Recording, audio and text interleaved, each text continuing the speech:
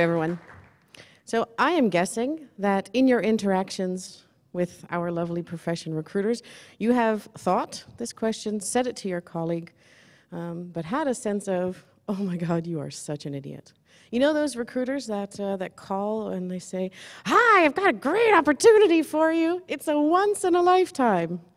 They are idiots, in my book. But I'm going to tell you about a moment where not only they thought that about me, but they said it to my face, and how painful that was. Why are we not going anywhere? Oh, there we are.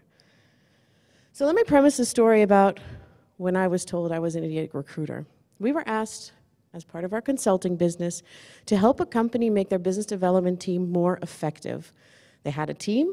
They thought they were good, they had a service which they thought was great, and they weren't hitting the revenue that they thought they should have.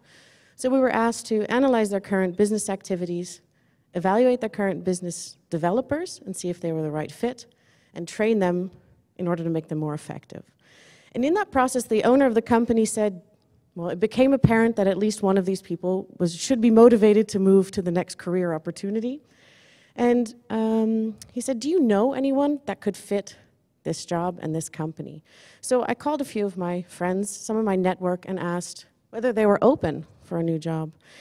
And one of them said, actually, I was speaking to a colleague of mine yesterday, and he is looking for a new opportunity. And I asked for his contact details, and I got his work email address. So this is where the problem started. I wrote him an email knowing that a work email, you read what is it called again, those t-shirts that the IT people wear? I read your email. So conscious of that, I didn't write, hey, buddy, I heard you're looking to leave your current company. I wrote, I am recruiting for a position. Would you be interested to engage in conversation? This was the response I received. Dear Kieran, has it ever occurred to you that by writing to somebody at their current work email address about a new job, possibly you are jeopardizing their current position, or did they not teach you that at idiot recruiter school? It gets worse. The words get stuffed. He was British. Do not even start to cover my reaction to your email. And if I ever hear from you again in any capacity, I will report to you your totally unprofessional, incompetent behavior to our own recruitment group to ensure that you never get work from company blank. And if that wasn't enough, yours in disgust. This is actually the reason why Sabina and I went to our very first conference, proud new business cards, flyers. We have set up our own company. We had 4 offers to work on recruitment jobs, and we said no to every single one of them. While last night in the Air and Space Museum, when one of our placed candidates in quite an interesting position introduced Sabina and I to a CEO of a company and said, these girls are recruiters. You can hesitate about the girls, but the recruiters was the part that made us go, we're actually founders of the company. Because there's something about this profession that is not a pleasant place to be put. And I know for a fact my email was not inappropriate, but how is it possible that it's okay to treat another person in a profession that way? And actually I did some research, and I was quite happy to read in a survey from LinkedIn that actually 73% of people are either somewhat interested or extremely interested to hear from a recruiter. So how is it possible that I'm treated this way? But let's look back into history. Where did recruitment actually come from? So actually, matchmakers were the people where brought out the good china, and we were brought into the formal living room, and everyone wore their best clothes, because you could have been introduced by this person to your soulmate, to, in China, your best friend, because this was their art. This is what they did. What a matchmaker does is take one person and another person, and together thinks that they will be more than the sum of the parts. So we went from coming from a position of deity, Chinese God, and having musicals written about us, to being the lowest of the low. Or as Patrick, who introduced Sabina, would describe us, as even the great ones are the best of a bad bunch.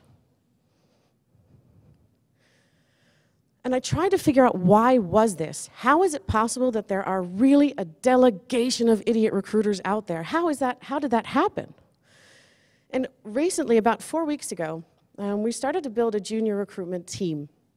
We want to develop recruiters who recruit like we do.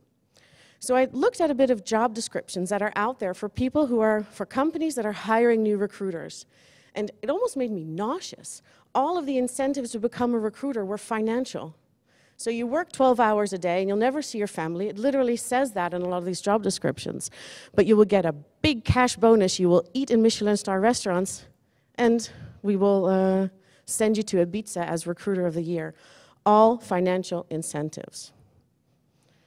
And it has nothing to do with the kick of making a good match, with the email that you get or the phone call that you get of a candidate saying, "You have changed my life." And I love money. I can be honest about that. I want to be a fat cat millionaire at some point in my life. I think that most of you do, but not above what I do, not above the work that I deliver today. So what happens to an industry and a profession when it gets focused solely on money, when most of the people coming into the industry are pushed that way? They treat you with pressure. They treat you in an uncomfortable situation because they want to hit their targets and they want to hit their goal because they want to make their money. This lack of control, I know how this man felt. I was the gunner next to the pilot in the flight simulator yesterday. This was me with my skirt flying because we flew the entire flight simulation in the Air and Space Museum upside down while she screamed at me, "Shoot it, shoot it!" But in a situation where you're letting the recruiter get behind the wheel and tell you, "Send your CV, you need to go for this, it's a great opportunity," you're not in control. I just want to do a short market survey for our own company. It's not pleasant to not be happy with the manner in which you are approached. Who here thinks it's okay, within the terms of it being a good way to approach you, that recruiters contact you on a work email address? Is that okay? Okay. Duly noted. So in a relationship where you are put under pressure, where there's a lack of control, where you're offended, this is your response to most of those jobs. So I challenge you to slip in the driver's seat, put your foot on the gas or the brake, and grab the steering wheel. And to do that, you need to manage those recruiters out there. Tell them what you're looking for. Put it on your social media profile. When your boss asks why you're all of a sudden out there, tell them you went to a power-up presentation and blame me. That you're tired of spending time on recruiters that are approaching you for jobs that you would never, ever spend your time on. Put it out there. Tell us what you want. If you're irritated by getting emails, tell them where you want them to contact you. Set up an email address for that specifically.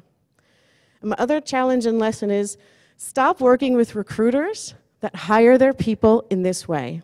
They will give you a good price because they've built a money machine, not because they're in the art of recruitment. So I challenge you and I ask you to join me on the Idiot Recruiter Revolution. Take control, and thank you for your attention.